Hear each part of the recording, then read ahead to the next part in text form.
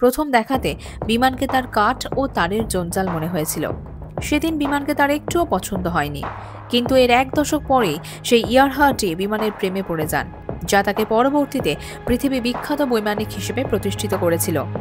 1928 সাল আমেরিকা থেকে আটলান্টিক পেরিয়ে ইউরোপীগামী বিমানে সওয়ার হয়েছিলেন অ্যামেলিয়া।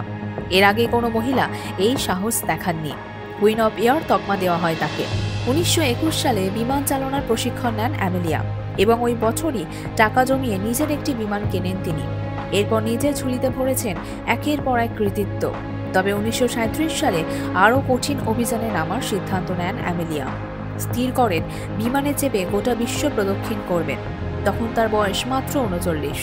1937 সালের 1 জুন মায়ামি থেকে যাত্রা শুরু করেছিলেন তিনি। সহচালক ছিলেন নাবিক ফ্রেড নুনান।